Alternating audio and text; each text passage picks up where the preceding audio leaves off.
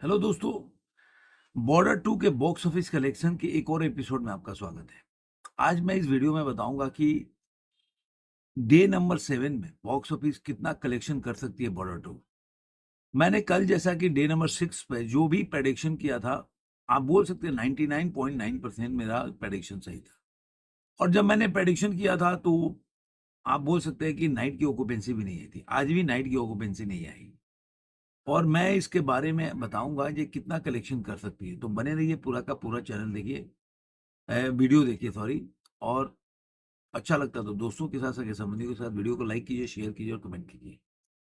दोस्तों, मैं बार बार क्यों लेके ऐसे वीडियो आता हूं, आप लोगों को अपडेट करता रहता हूं बॉर्डर 2 के बॉक्स ऑफिस कलेक्शन के बारे में, क्योंकि जितना पिक्चर हिट हो रही है उतना इसके पीछे लोग लगे हुए हैं और वो भी बोलते हैं ना कि वो बिना थके, बिना हारे।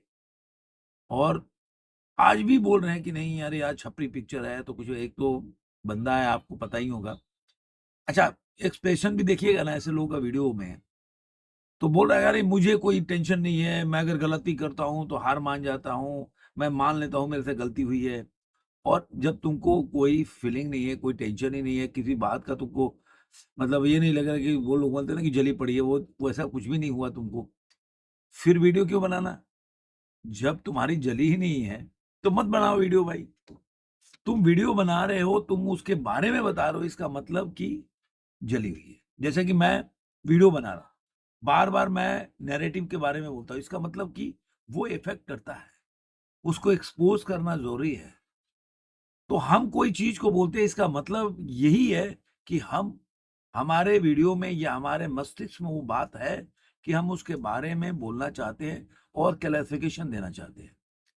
मैं हमेशा से बोला हूं, सनी पाजी का फैन रहा हूं, उनके पूरी फैमिली का फैन रहा हूं। क्यों? उसका वजह केवल एज ए एक्टर नहीं, एज ए ह्यूमन बीइंग भी मैंने देखा है कि उनकी फैमिली एकदम, जो राष्ट्रवाद है ना, वो उनके घर में है। जो भारतीय कल्चर है, संस्कृति है, वो उनके घर में है।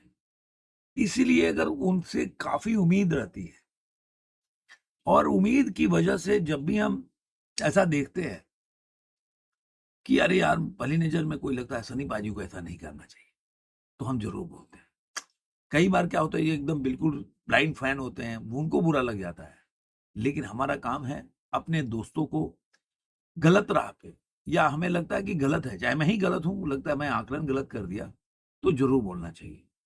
और इसलिए मैं बोलता हूं कि ये इफेक्ट करता है, इसमें कोई दो राय नहीं है कि इफेक्ट नहीं करता।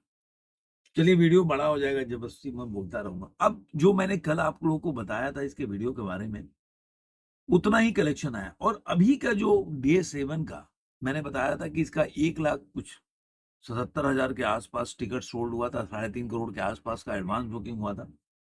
तो अभी जो मॉर्निंग की ऑक्यूपेंसी आई है वो 6.67% है, आफ्टरनून में 14.23% है, और इवनिंग की ऑक्यूपेंसी है 17.07%।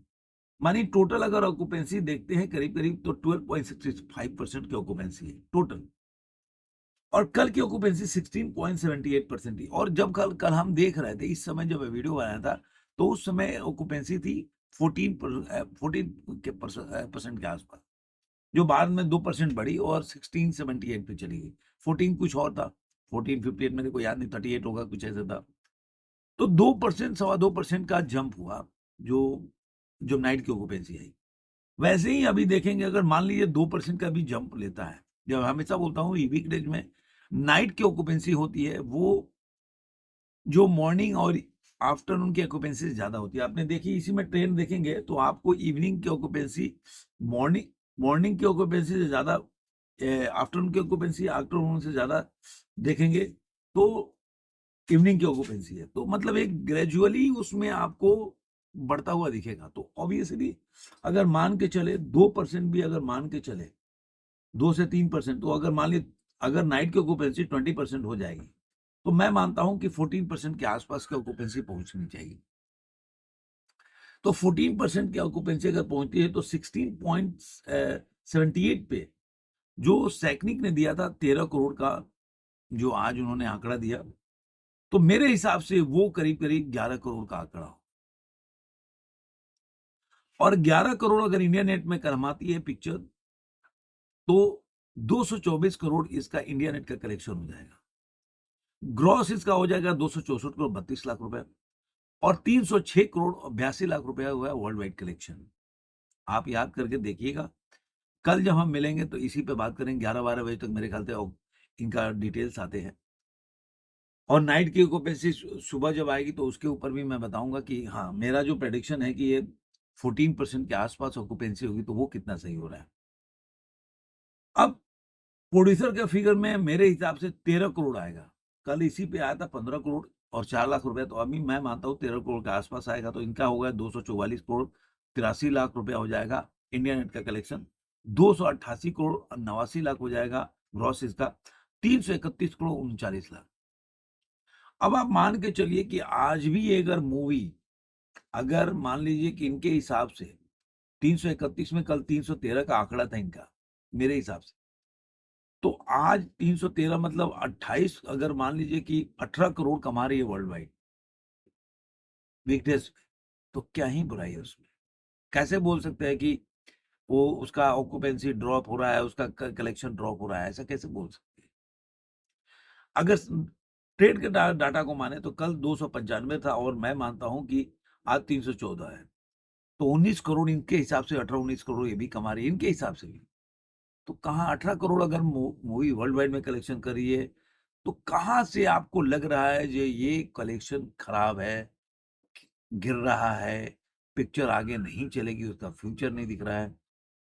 ऐसा कुछ भी नहीं है। मैं आज भी बोल रहा हूं कि कल, आज भर संभालना था, पिक्चर ने आज संभाल दिया। कल होगा इसका फ्राइडे। फ्राइडे से आप देखिएगा ये पिक्चर कैसे बूस्ट करेगी।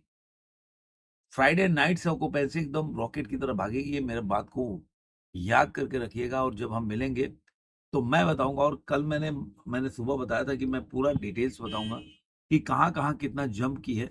तो अगर मैं उसके बारे में बताना चाहूँ कि अगर मॉर्निंग के ऑक्यूपेंसी देखेंगे, इवनिंग अगर कैसे ग्रेजुअली जंप किया, तो मैं बता देता हूँ। चंडीगढ़ में अगर आफ्टरनून से देखें तो 7% की ऑक्यूपेंसी बढ़ी। 264 शो थे, 7% की ऑक्यूपेंसी में जंप आया। ऐसे ही आप देखेंगे मुंबई में भी, तो 15% आफ्टरनून में था, 7% मॉर्निंग में था, तो 15% इवनिंग में भी था। 1024 शो है। दिल्ली एनसीआर में अगर देखते हैं तो मॉर्निंग की ऑक्यूपेंसी 18%, 8% था, बाद में 17% हुआ आफ्टरनून में, और 21% जंप हुआ, मतलब 21% हुआ। आप देख रहे हैं ट्रेंड जा रहा है कि जैसे जैसे दिन चढ़ रहा है, मॉर्निंग से आफ्टरनून और फिर इवनिंग का, ये ऑक्यूपेंसी आपको बढ़ते हुए ग्राफ में दिखाई देगा। चाहे आप लखनऊ को उठा लीजिए, 8% है, 19%, 29%। ऐसे ही चेन्नई में देख लेंगे तो 18%, 19%, 28%। ऐसे ही जयपुर में देखें 12%, 27%, 33% की ऑक्यूपेंसी है।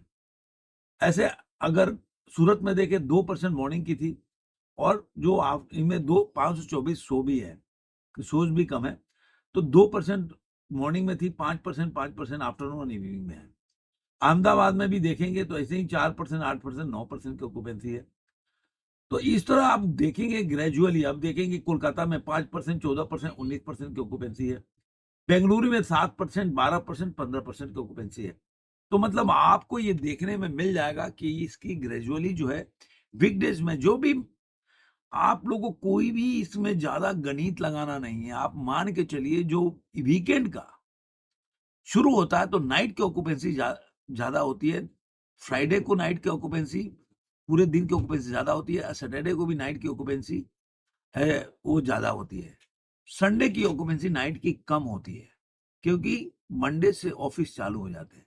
तो लोगों को जो पिक्चर देखना होता है ना, फ्राइडे को रात से लेकर और संडे के इवनिंग तक लोग पिक्चर देखते हैं, तो उसके ऑक्यूपेंसी में आपको जंप देखने को मिलेगा। उसी के बीच में सारा खेल वहीं पे होगा। तो मैं देखता हूं कि कल का ऑक्यूपेंसी आज जो हुआ है उसके हिसाब से कितना ये पिक्चर जो कमा सकती है, और नाइट की ऑक्यूपेंसी क्या आने वाली है। तो आपको ये वीडियो कैसा लगा जरूर कमेंट में बताइए। फिर मिलेंगे किसी और वीडियो में। आज का अंक इतना ही।